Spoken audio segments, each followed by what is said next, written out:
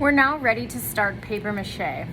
The paper mache paste that I have for you guys is made of flour and water. So if you know that you have an allergy to flour or to wheat, you're gonna need to wear gloves. So just let me know and I can provide for you some gloves so that you don't have anything, any type of skin reaction to this. The paste is supposed to be kind of runny, and it should have very few lumps in it. So when it gets to your table, if it seems like it has some lumps, you're gonna want to stir it up to try to get those lumps out of there.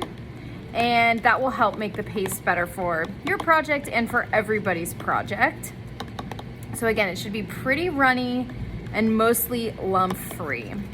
When you're stirring, don't let any of the paste fly out of the container. You want it to all stay in there.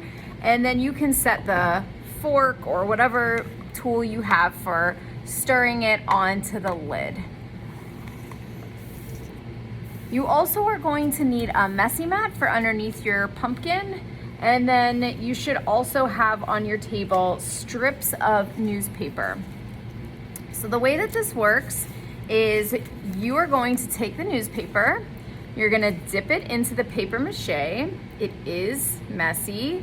You then need to use your fingers as a squeegee to get all of the excess paper mache off of there. You do not want to put tons and tons of excess paste onto your project, because then it won't want to dry.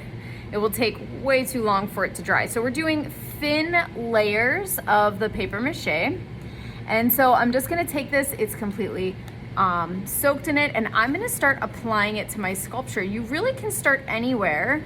And the point is you want to sculpt it. So you have to set it on there and you wanna push it down into the different segments of your pumpkin, and you're just enhancing the form of it.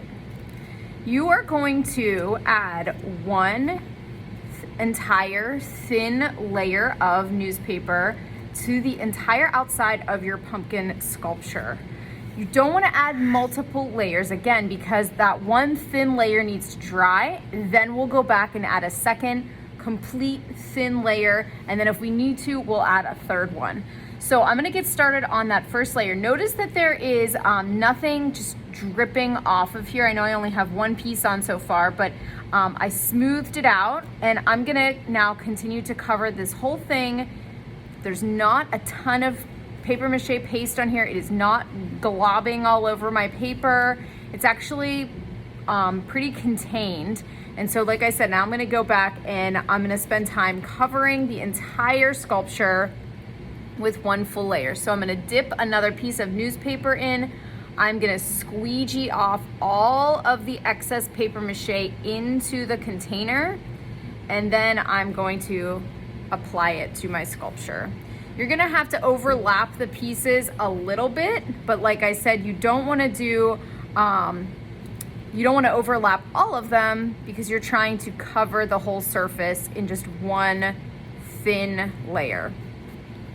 If you need to tear any of the newspaper too, if you need a smaller piece, you can absolutely do that as well.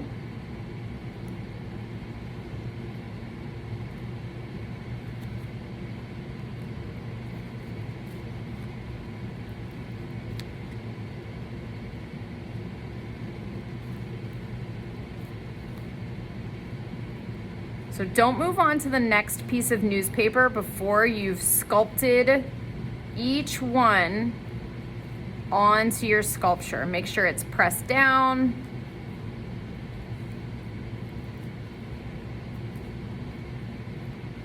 And really sculpt it onto the outside of it before you move on to the next one. You are not just slapping these on here as fast as you can. You're taking your time and really applying them to the outside of the sculpture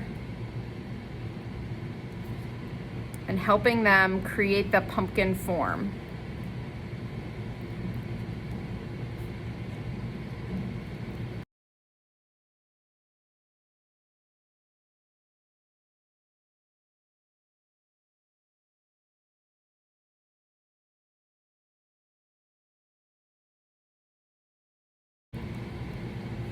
All right, so I have added one entire layer to the outside of my pumpkin sculpture. It's just one thin layer.